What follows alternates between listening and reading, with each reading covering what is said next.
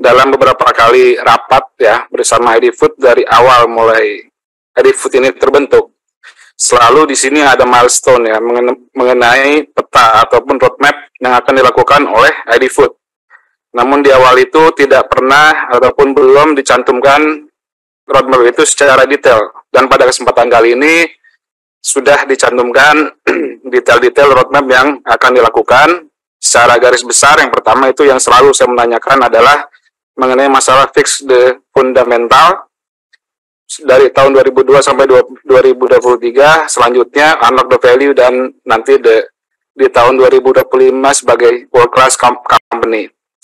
Namun begitu Pak, saya juga berharap yang Bapak sampaikan pada hari ini, terutama di halaman 13 ya mengenai program ID Food di tahun 2023, yaitu mengenai masalah restrukturisasi utang Pak, dan juga ada program penagihan piutang. Yang ingin saya tanyakan salah satunya di sini poin kedua, yaitu mengenai program penagihan piutang yang ada di sini direncanakan untuk terrealisasi sebesar 500 miliar. Nah ini sejauh ini Pak, kira-kira bagaimana proyeksi ke depannya dan akan seperti apa impact-nya terhadap holding ya ID Food ini apabila memang ini terrealisasi. Karena Bapak pemaparan di sini program ini dari halaman 13 sampai ke berapa halaman ini ya? 13 sampai 15 halaman ini program-program di 2023 Pak. Namun yang paling fundamental di sini yang harus kita lakukan yaitu mengenai masalah restrukturisasi utang dan ketersediaan modalnya Pak. Karena Bapak juga menyebutkan di sini ada investasi untuk mengoptimalkan produksi, ada investasi pabrik gula, revitalisasi beberapa pabrik, cold storage, dan lain sebagainya. Lalu juga Pak, di sini ada digitalisasi mengenai ID Food dan juga sentralisasi fungsi holding mengenai teknologi informasi dan lain sebagainya Pak.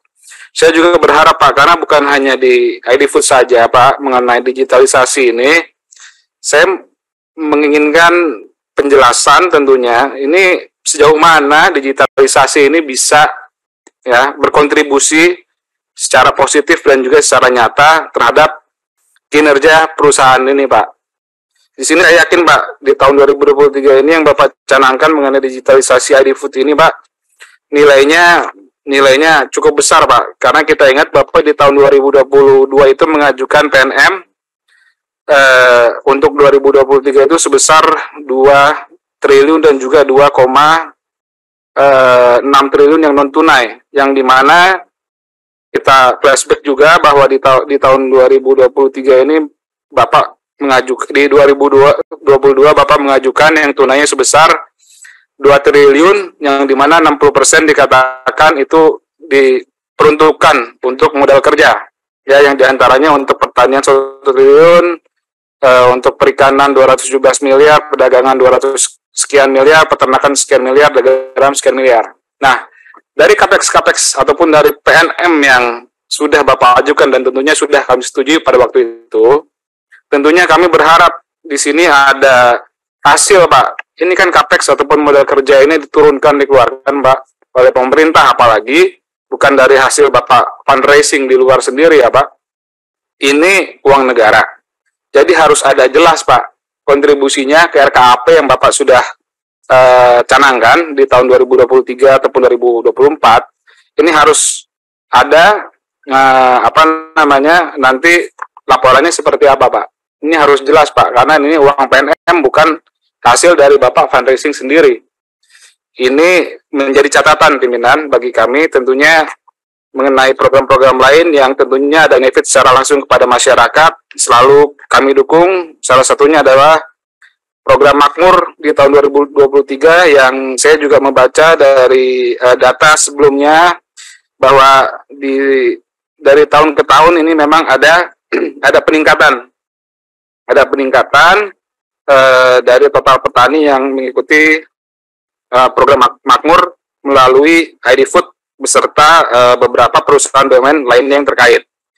Lalu yang terakhir mungkin saya ingin menanyakan mengenai bentuk kerjasama sistem resi gudang antara ID Food dan juga Kementerian Perdagangan yang SRG Gula ya Pak, betul ya Pak? Nah itu seperti apa?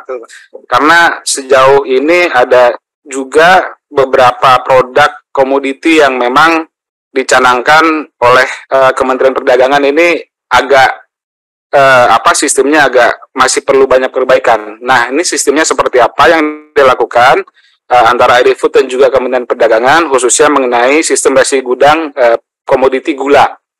Itu saja pimpinan catatan dari saya. Terima kasih. Wassalamualaikum warahmatullahi wabarakatuh. Terima kasih. Dari meja pimpinan kami persilakan Pak Muhammad Sarmuji. Terima kasih Pak Bimo. Assalamualaikum warahmatullahi wabarakatuh.